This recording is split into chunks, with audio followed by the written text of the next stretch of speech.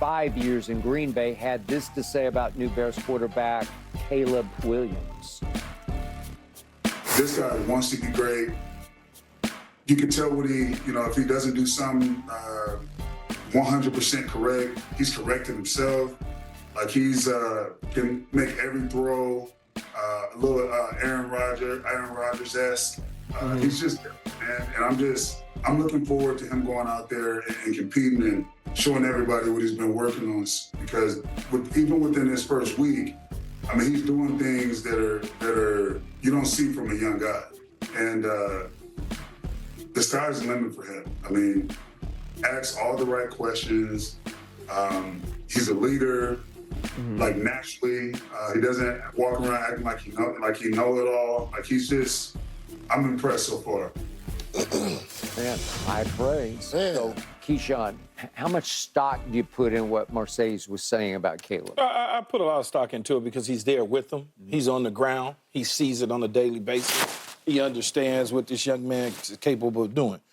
But what I would say is just because there's certain things that reminds him who he spent 5 years with Aaron Rodgers, or certain little things that Caleb may do may remind him of, oh, he got a little, okay, I've seen Aaron make that throw before, but doesn't mean his career is going to wind up being Aaron Rodgers. So when you say Aaron Rodgers, Caleb Williams, the first thing we think about is 4 MVPs, the Super Bowl, $900 million made. That doesn't mean that that's what that's going to be. For Caleb Williams first of all, and I think I may have said this yesterday, he is by far, in the history of the league that I can remember, is put in the best position in the history of the game. I agree. As the #1 overall pick has ever been. Yep. No, because they shouldn't have been the #1 pick based on their record. There was a trade with Carolina who tanked essentially and gave them the #1 overall pick. So therefore they selected Caleb and moved on from Justin Fields. And then to your points, they go get Keenan and then they draft a Dunze. And now Keenan, DJ Moore, who they just paid a bunch of money. DeAndre Swift, Jalen Johnson re-signed Swift. I mean, they did a lot to build things around him. Here's what's going to be the key.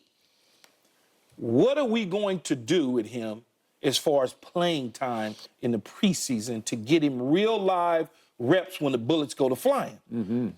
I can right now, literally, I can go look good in T-shirts throwing a football, running routes. I can look great. When the bullets go to flying and the lights come on and you take the field opening day, even though you got a lot of weapons that can erase some mistakes because balls are thrown that may be slightly low, slightly high, not in the breadbasket, great receivers like a Keenan Allen and a DJ Moore and a younger dudes, they can make you look better than what you really truly are.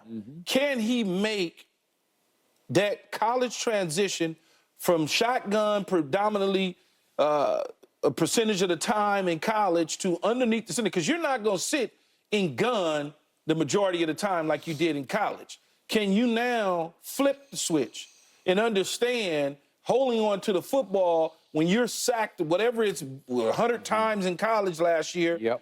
Can you flip that switch to get rid of that football fast when you have Michael Parsons coming bearing down on your head looking to do something to you? So I want to see him in preseason and I want to see him in the regular season before I can start really looking at things, because C.J. Stroud has set the bar for rookie quarterbacks, believe it or not.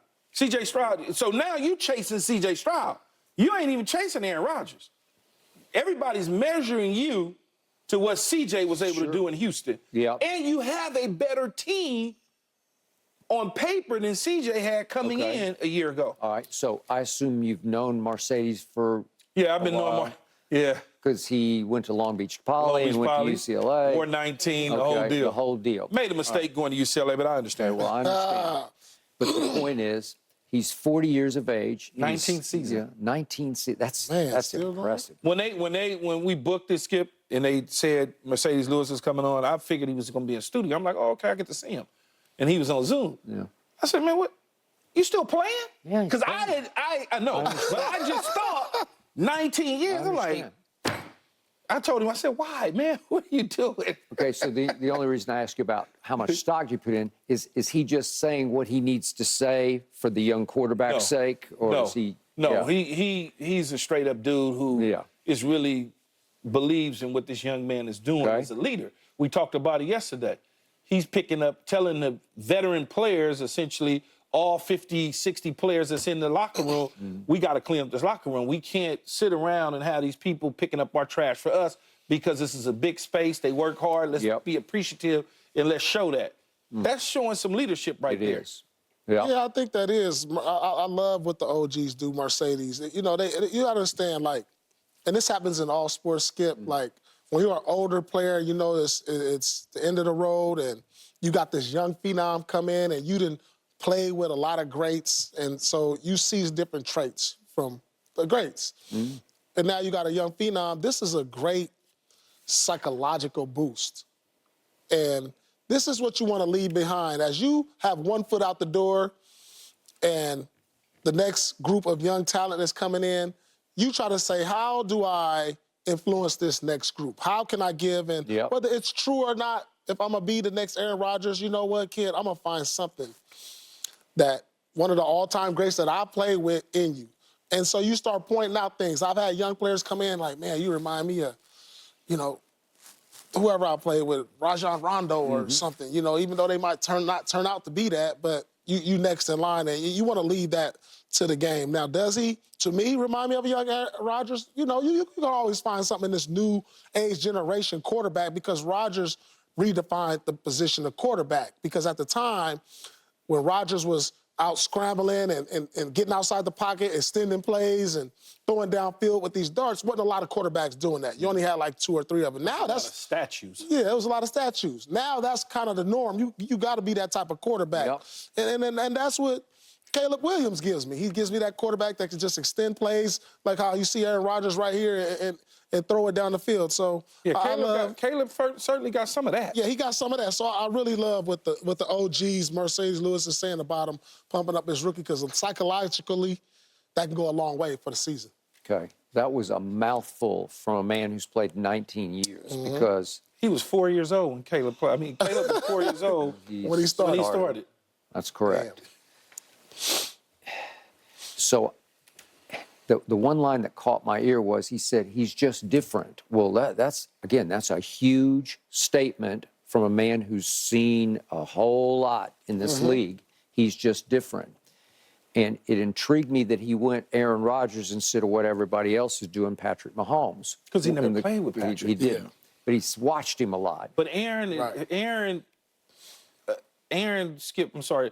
Aaron has a lot of Mahomes has a lot of Aaron in him. I understand, but Mahomes is the ultimate playmaker, emphasis on the maker, where he'll just sort of make it up on the fly. Aaron was that way early. Some he was, but on pure arm talent, there's really never been anything like Aaron. Maybe Marino was up in there, Elway. Elway was... Yeah, he was somewhere, but listen, on just pure, there you go, just pure arm talent. He's special, man. Yeah. Just the ability to throw it kind of off platform, even off balance, just flick of the wrist. Okay, so Marcedes is saying, I'm seeing some of that in this kid. Caleb's got, he can make all the throws. Yeah. And he's got a strong base to him. He's built low and strong where he can stay upright. He can escape. Maybe to a fault. At USC, you just run it all around trying to make a play, and after a while, you say, you just got to throw it on time every once in a while, right? Because every play would be, I'm going to play, make it, right? You know, the thing that I got to see the regular season, obviously, and I need to see him a little bit in the preseason, get some reps. He has to play. Yeah. Don't give me this, we going to give him a couple snaps. He needs to play because he's coming from a system in college that we don't turn to the sidelines and the pros and look and then come back. I know. Yeah. And then clap. We don't, that's not, he's got to get underneath the center. He's got to bark the words out. Now, look, he did it in high school, but that was so long ago that he needs to now understand the pro game where I go to C.J. Stroud. C.J. Stroud under Ryan Day at Ohio State was in the huddle. and looking at the wristband or whatever and barking out what he needed to bark out. Getting the information from the sidelines in his headset, processing that information fast, Skip, now getting it to the rest of the team verbally, walking to the line of scrimmage, looking and seeing who's lined up where, what I need to do I need to check out of this, get into something else? He's got to do all of that, and all of that happens in about a 20-second period of time if you get out the huddle enough, fast enough. So that's the pause for me. It's like, okay, can he do those things and still be able to look like Aaron Rodgers? Can he do that? And I need to be able to see it. I believe he will. And I believe even when he gets himself in trouble, which he will, he can get out of that. He can throw his way out of his trouble. He may be able to get out of that. It helps to have these receivers, because these receivers that he has you could argue, or you could have a conversation about the tandem being the best in the National Football League if you really wanted to have that conversation, you know? There's a reason they just gave DJ the biggest extension in the history of the Chicago Bears, right? Yeah, absolutely. Because Adunze can play. We know Keenan can play. Remember, and then DJ Moore. Adunze's a big kid too. So you got size, you got speed, you got knack with Keenan. He just knows how to run routes. So he's got players. So we'll see what happens. Ooh, will we? Okay, back to the NFL.com players poll.